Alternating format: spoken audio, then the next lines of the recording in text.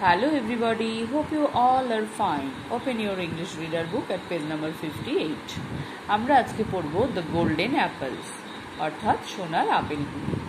গল্পটা শুরু করার আগে আমরা এখানে যে নতুন শব্দগুলো শিখব সেগুলো দেখি চলো। Did, weariness, savage, quiver, grabbed এগুলোর মানে আমরা পড়তে পড়তে শিখে নেব। চলো আমরা গল্পটা পড়ে দেখি The Golden Apples. In the old days, in Greece, there lived a strong and powerful man. In the old days, মানে প্রাচীন যুগে অর্থাৎ অনেক দিন আগে। In Greece, গ্রিস হচ্ছে একটা দেশের নাম। সেই দেশে কি হতো? There lived a strong and powerful man. সেখানে একজন খুব শক্তিশালী ক্ষমতাবান মানুষ বাস করতেন। His name was হেরাকলস। তার নাম কি ছিল? হেরাকলস। তাহলে যে শক্তিশালী ক্ষমতাবান মানুষটি বাস করতেন গ্রিসে তার নাম ছিল হেরাকলস। Although he was good and kind, যদিও তিনি ছিলেন গুড অ্যান্ড কাইন্ড, ভালো এবং দয়ালু। He had a bad temper, কিন্তু তার মেজাজ ছিল খুব খারাপ। When he became angry, যখন সে খুব রেগে যেত, তিনি খুব রেগে যেতেন। He did great harm to people.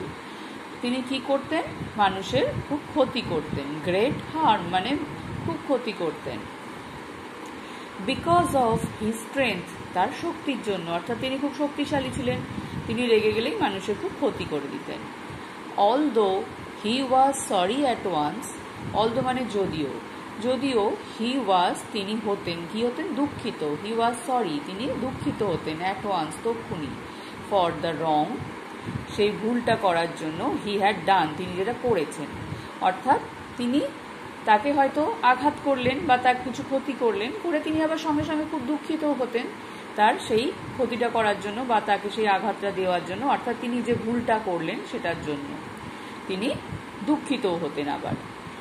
He simply could not learn to control his anger.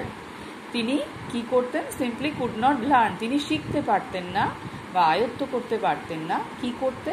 To control his anger, তার রাগকে সংযত করতে, অর্থাৎ তিনি রেগে গেলে নিজের রাগকে আর সংযত করতে পারতেন না, কমাতে পারতেন না, বা রেগে গিয়ে আমি কারোর ক্ষতি করব না সেটা তিনি কিছুতেই করতে পারতেন না। তিনি রেগে গেলেই ক্ষতি করে ফেলতেন, আবার তারপর দুঃখিতও হতেন। দ্য গডস ডিসাইডেড দ্যাট, কি হলো? ঈশ্বররা কি ঠিক করলেন? দে কুড ফরগিভ হিম, তারা তাকে ক্ষমা করে দেবেন। ফরগিভ মানে ক্ষমা করা। অনলি শুধুমাত্র, ইফ অর্থাৎ শুধুমাত্র যদি, হি ডিড তিনি করেন, what they asked him to do তারা তাকে যা করতে বলবে। He had to go to the king of the Tiryns, তাকে কোথায় যেতে হবে? টিরিন্সের রাজার কাছে। কি করতে হবে? And do 12 tasks or deeds for the king, এবং তাকে রাজার জন্য 12 মানে 12টা টাস্ক বা কাজ, ডিড মানেও কাজ, ডিডস অর্থাৎ তাকে 12টা কাজ করতে হবে। কার জন্য? ফর দ্য কিং, রাজার জন্য। Each task was more difficult than the one before. Each task প্রত্যেকটা কাজ, ওয়াজ মোর ডিফিকাল্ট কি ছিল?